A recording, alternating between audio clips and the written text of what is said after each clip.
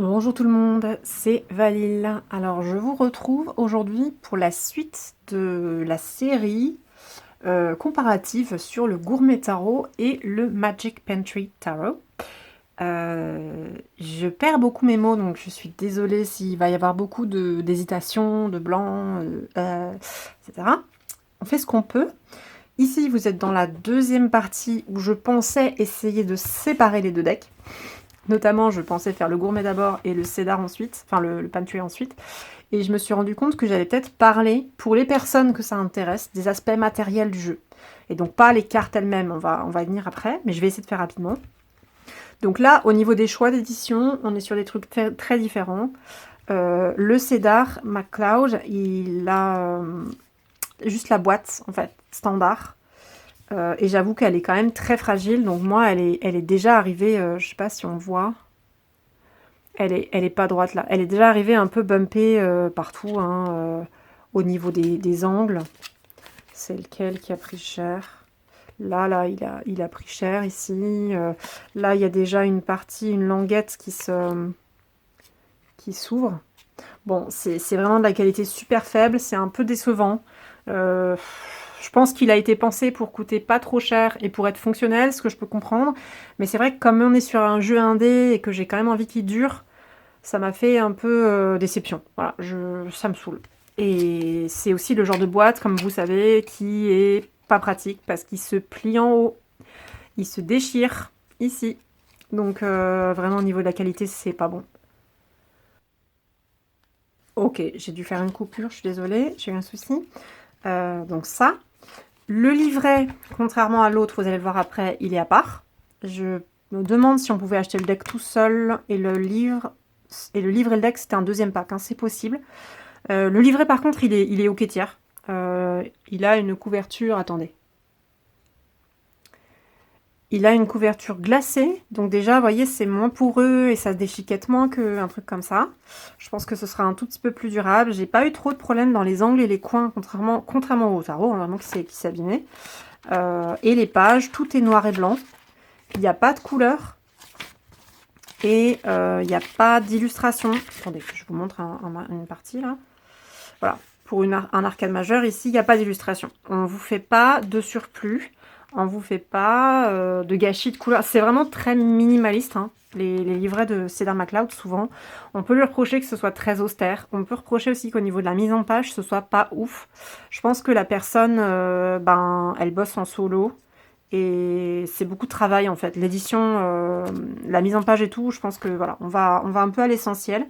Donc c'est austère, mais c'est fonctionnel et du coup, quelque part, c'est assez écologique parce que c'est noir et blanc. C'est noir et blanc et il n'y a pas 12 000 tonnes d'espace gâché. Alors ici, on peut dire que c'est mis en grand, mais bon, vu que le reste est complètement standard et que on fait pas de fioriture ni rien, on peut se permettre que de temps en temps, il y ait un titre un peu avec de l'espace et une police, quoi. Donc voilà, très fonctionnel. Très sympa. Mais là, j'étais sur la qualité, j'étais pas sur l'écriture. L'écriture, le contenu, on verra plus tard. Là-dedans, vous vous en doutez, du coup, il y aura les cartes et le livret. Le livret, il est méga minimaliste. Il y a quasiment rien dedans. Il est très fragile par rapport. Je peux peut-être le... En fait, ouais. Ok. Je me rends compte. Je vais le montrer là. Donc là, je suis partie sur les livrets alors que j'aurais dû faire boîte et boîte. Vous voyez, c'est le genre de truc... C'est le genre de truc qui montre que c'est improvisé et que j'arrive pas à me structurer, parce que sinon j'aurais pas dû faire dans cet ordre-là. Oh là, j'essaie de pas abîmer ça. Voilà. Donc, on va voir ça après. Donc le livret ici, il est tout petit. Après, vous me direz, parfois quand on réduit la police et tout, un livret comme ça, il aurait peut-être pu tenir dans le plus petit. Mais il y a quand même pas mal de texte, hein. Là, vraiment, c'est minimaliste. Donc voilà. Vous avez quand même la photo. Ce qui peut être pas mal, mais c'est du noir et blanc, au moins on limite. C'est une petite taille. Moi, ce que je trouve bête, par exemple, au niveau d'édition, c'est que tu as un énorme espace en haut et tu as un énorme espace en bas. Pourquoi? Et toutes les cartes, c'est comme ça. Pourquoi tu n'as pas décalé toutes tes cartes vers le haut pour avoir plus de place, pour mettre le texte plus gros ou pour mettre plus de texte? Ça, c'est mon côté tatillon, hein. C'est toujours comme ça. Quitte à mettre l'illustration, alors comme dit, si on mettait l'illustration en plus gros, on gâche plus d'encre. Donc si l'image est plus petite, c'est plus économique, mais au moins peut-être mets-le autrement, quoi. C'est un peu bête. Et vraiment, du coup, on est sur une phrase, 2 phrases là, parce que la deuxième phrase elle est longue. Il y a 2 phrases pour cette carte. Sur celle-ci, une phrase et 2 phrases. Et pareil, la deuxième phrase est super longue. Une phrase, 2 phrases. La deuxième phrase est super longue. On dirait que c'est la même structure de phrase à chaque fois, c'est rigolo.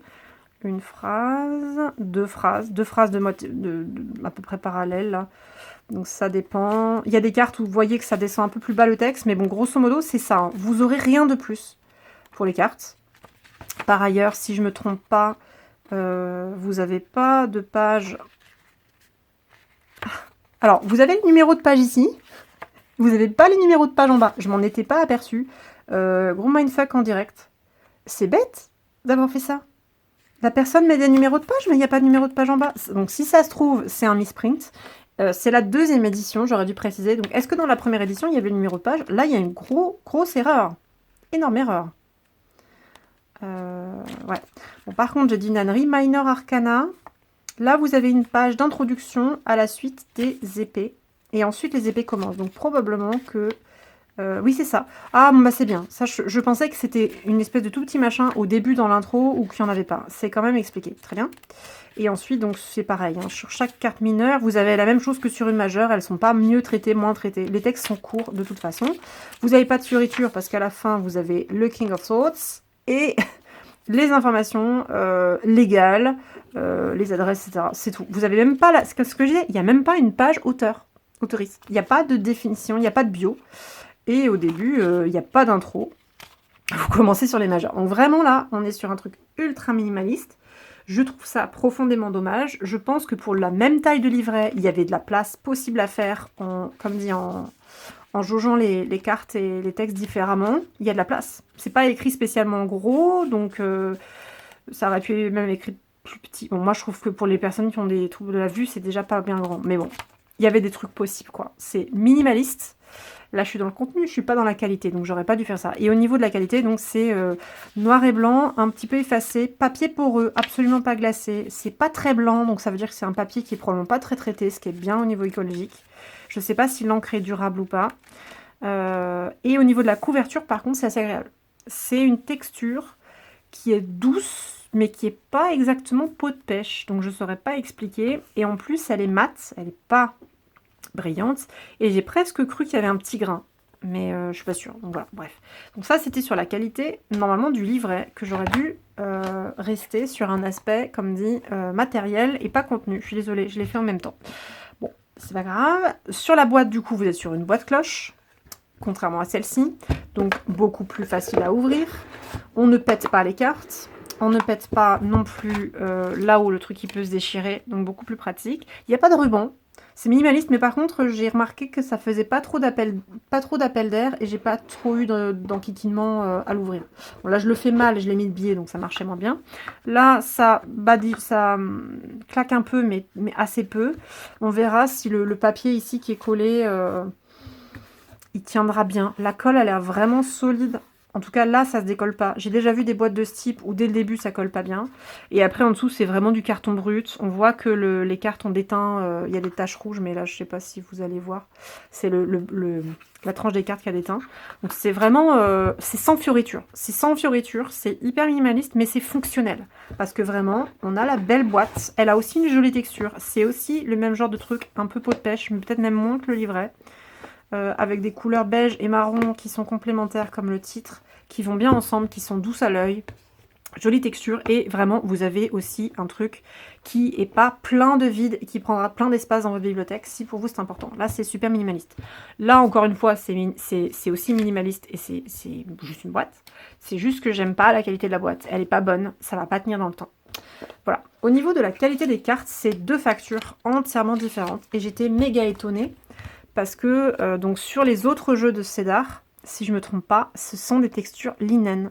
Donc avec les petits points, là vous savez, les petites lignes, et sous les doigts, ça a un drôle d'effet, parce qu'en fait du coup, c'est lisse, mais c'est comme si ça accrochait sous vos doigts. Et ça, c'est lié à la texture linen. Ici, au contraire, on est sur une texture non linen, c'est totalement lisse. Par contre, c'est effectivement mat, et il y a un côté verni. Mais je sais pas comment dire. Je pense que la carte, elle a peut-être un pelliculage plastique. Mais par contre, c'est pas un vernis brillant. Je saurais pas comment dire autrement. Elle est plaisante. Honnêtement, c'était une bonne surprise. Elle est plaisante en main. Et elle est assez solide en fait. Elle se plie, mais elle a l'air de revenir quand même en place. Elle est assez rigide, malgré tout, malgré sa finesse. Alors que là, quelque part, les cartes, elles paraissent peut-être plus lourdes, peut-être plus épaisses. Mais le corps, il a l'air moins rigide en fait. Le noyau du papier, je sais pas comment vous dire. Par contre, cette texture qui du coup est vernie, elle a beau être mate, elle glisse à mort. C'est une catastrophe d'étaler les cartes. Je sais que j'ai déjà eu des jeux qui faisaient ça. J'arrive juste pas à me rappeler quel jeu c'est. Donc dans mes reviews, j'ai dû en présenter des jeux qui font ça, où vraiment quand on étale, c'est la cata. En tout cas, disons que si on n'est pas très adroit, ça va être compliqué. Je regarde rapidement les jeux que j'ai devant moi et derrière moi. Je ne sais plus. Est-ce que c'est le Midnight Magic? Non.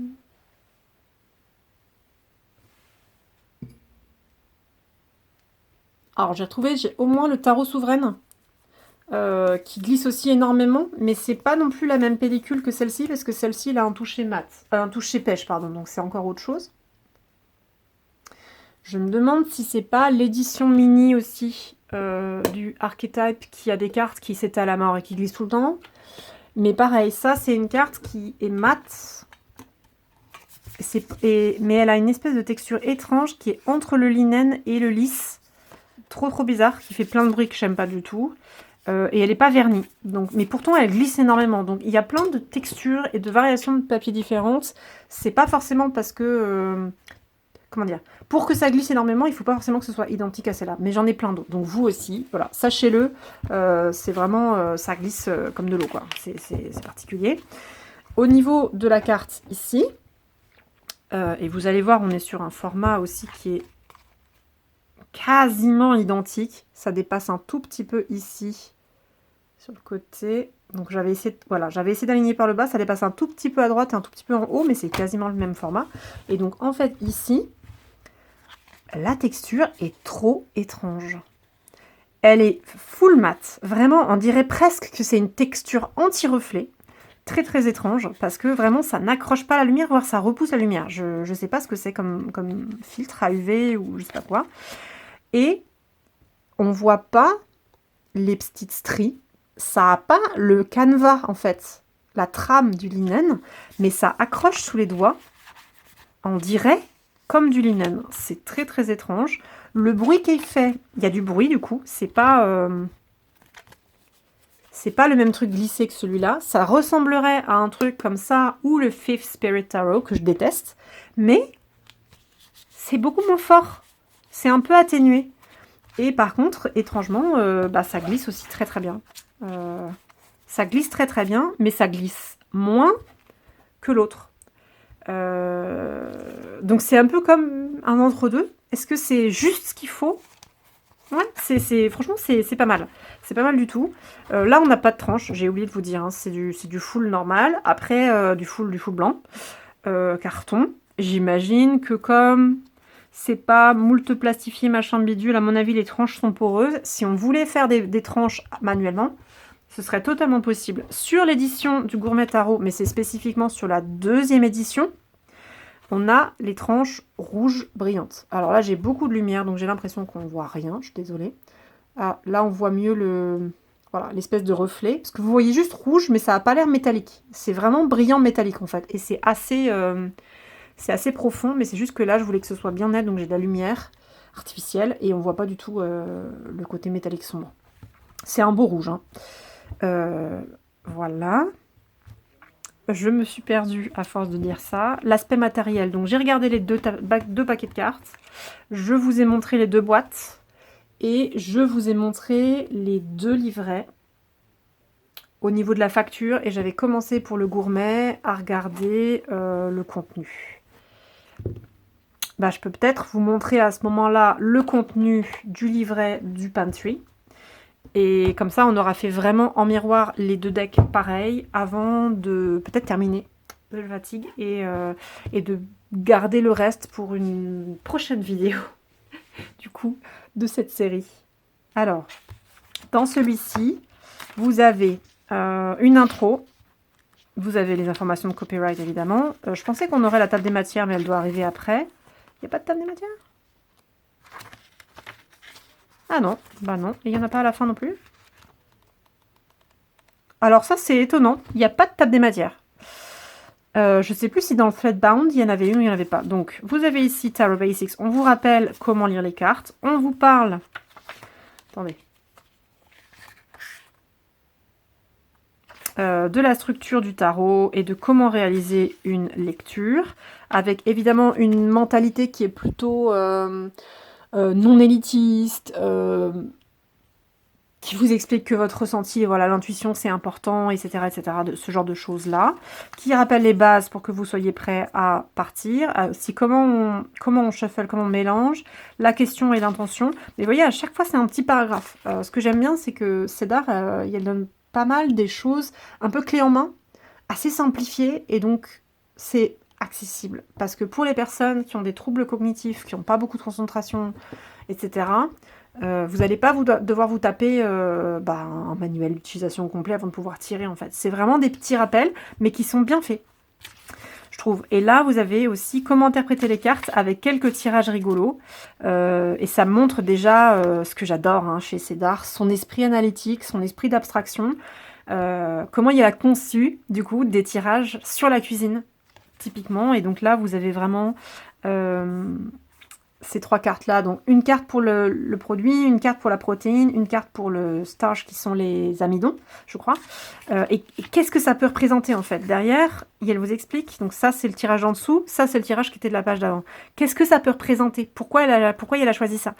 Donc c'est assez cool. Là vous avez le dessert, la boisson, le couteau, l'assiette et la fourchette par exemple, dans le tirage suivant. Et qu'est-ce que ça peut représenter symboliquement parlant? Donc je trouve ça vraiment super chouette. Et c'est juste 2 tirages, vous voyez, 2 tirages tout petits, c'est pas 12 000 cartes, c'est un tirage en 3 cartes très basique, un tirage en 5 cartes, et c'est clé en main. Et c'est vraiment facile à comprendre, c'est facile à appliquer, donc c'est très très chouette. Ensuite, vous avez donc les arcanes majeures, et vous avez en général une page complète, sans illustration, donc on ne vous arnaque pas sur le texte, sur l'arcane. Et donc là, vous avez aussi ce qui est intéressant, par exemple, donc où est-ce que je l'ai mis? Je vous avais parlé des cartes qui sont alternatives végétariennes ou pas. Là, vous avez les œufs, ce qui techniquement peut être végétarien, mais pas végétalien ou vegan. Et donc pour l'autre, vous avez une carte tofu. Et donc, les deux éléments choisis alimentaires fonctionnent bien pour la carte du fou. Les deux fonctionnent. Mais du coup, Cédar a choisi de faire les deux en fait. Vous n'avez pas une seule signification du fou pour les deux cartes. Vous avez celle pour les œufs et celle pour le tofu, avec les nuances d'application de pourquoi le tofu correspond au fou, pourquoi l'œuf correspond au fou. Donc j'avais trouvé ça super. Et là vous voyez, vous avez 1, 2, 3. Vous avez du coup à peu près, ouais, c'est ça, une page complète et des fois ça déborde un peu. Je me suis pas arrêtée, mais vous avez donc des mots-clés pour toujours avoir des mots-clés simples qui sont appelés les ingrédients qui correspondent à la carte. Alors, je devrais peut-être le faire sur le fou pour que ce soit plus simple. Ouais, les ingrédients, c'est donc les mots-clés. Ensuite, vous avez les instructions dans l'idée de faire une recette, en fait, les différentes étapes de la recette, et c'est tout. Mais en fait, les différentes étapes de la recette, c'est 5 points clés sur pourquoi les œufs peuvent correspondre au fou. C'est 5 éléments de symbolique du fou dans le Rider-Waite, et qui sont appliqués à la cuisine, qui sont appliqués à l'ingrédient qui est représenté. Donc vraiment, c'est super bien fait. Je vais essayer de vous montrer ensuite les arcanes mineurs. Si j'y arrive, parce que ça me casse les rouleaux. Alors, attendez. On est sur les... Voilà. Donc, là, on arrive à la fin, le monde, tatati. Et les arcanes mineurs, on reprend une page quand même blanche, mais... je me suis trompée. Donc, on entre directement dedans. Mais je crois, du coup, que dans l'introduction du tout début... Il y a forcément un endroit où Cédar a expliqué pourquoi est-ce que les bâtons, ce seront les herbes, les épices et les assaisonnements, plutôt qu'autre chose en fait. Il y a vraiment un endroit où il a expliqué ça. Et c'est réfléchi et c'est super fort. Donc vous voyez, dans cette suite des bâtons qui traditionnellement dans le Rider-Waite, blablabla, est associé au feu, les herbes, les épices et les assaisonnements. Et c'est pour ça qu'il y a quand même des herbes. Donc quand je parlais de mon histoire d'élixir tout à l'heure, dans l'autre jour, dans l'autre vidéo, c'était pas forcément bête. Ensuite, si je vous montre les coupes, donc les coupes, ce sera des fruits. Je crois que là, du coup, c'est ouais, c'est ça. Donc, si je vais à la fin, on a les épées, ce sont les végétaux. les légumes. Je vais y arriver, c'est un faux ami, il faut le savoir. Et donc à la fin, il doit y avoir les pentacles. Voilà. Les pentacles, ce sont les amidons et les céréales. Parce que ça peut fonctionner ensemble. Donc vous voyez, vous avez vraiment les différents ingrédients qui composent un plat, qui composent la cuisine, qui vous sont proposés. Et du coup, dans les arcanes majeures, je vous ai pas remontré, mais j'en avais parlé. Là, sur cette carte-là, c'est le couteau, la fourchette et la cuillère. Donc, il y a certains ustensiles qui sont plutôt dans les arcanes majeures. Et je n'ai pas la mémoire pour, donc je pourrais pas vous redire. Parce que là, on voit bien que le tofu ou les œufs, c'est un ingrédient. C'est un ingrédient. Donc, c'est pas un ustensile. Donc, peut-être que les protéines sont réparties dans les arcanes majeures et ailleurs, où il y a mi-protéines, mi-ustensiles. Je sais plus. Mais voyez le... Bon, c'est mélangé. Mais en tout cas, voilà pour la structure du deck. Et à la fin, que je vous dise pas une ânerie, oui, on arrive sur le King of Pentacles et on a les liens principaux, on a les informations officielles, quoi, du jeu. Donc voilà pour cette comparaison. Ça, c'est quoi? Oui, on va le remettre ici. Des deux decks. J'espère que j'ai pas trop débordé du cadre. Je suis désolée, je vois que j'avais tendance à être trop en bas. Misère. J'espère que la vidéo sera pas complètement achetée. Et j'aurai pas le courage de la refaire. Enfin, pas pour l'instant. Voilà. Donc, étant donné qu'on est déjà... oui, c'est ça. On est déjà... On va être à 20 minutes. Pour moi, ça fait une sacrée série. Donc, je vais m'arrêter là. Et puis, du coup, je pense qu'il y aura 2 autres vidéos. On verra. Je sais pas. Puisque je sais pas faire court, je sais pas faire long, je sais pas prévoir. Mais comme je voulais traiter d'un côté... le Magic Pantry, j'ai eu beau vous expliquer sa structure, enfin j'ai montré le livret, j'ai quand même parlé de la structure, mais peut-être que juste relire les explications rapidement et vous montrer les cartes, ce sera intéressant, en avance rapide, même si je parle pas beaucoup, d'un côté, et de l'autre, faire la même chose avec le gourmet. Mais je pense que ce sera trop de faire un walkthrough ou juste un... Comment dire ? Les Anglais disent walkthrough, et sinon, j'ai plus le terme. En tout cas, un parcours, quoi. Un parcours accéléré des cartes. Je les commenterai pas toutes, clairement, mais j'expliquerai sur certaines cartes ce que je vois ou ce que j'aime bien, mais pour vous donner un aperçu rapide. Et je pense que je peux pas caser les deux decks dans la même vidéo, en fait. Donc, je pensais faire une vidéo sur le gourmet, une vidéo sur le Magic Pantry. Et évidemment, je pense qu'au cours des deux, il y aura forcément des moments de comparaison sur certains arcanes que j'ai adorés et de voir dans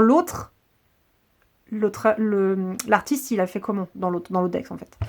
Ce qui peut être intéressant. Donc soit je le ferai au fur et à mesure, soit je peux faire juste chaque deck indépendamment et à ce moment-là une 3e vidéo avec des comparaisons sur certains arcanes spécifiques.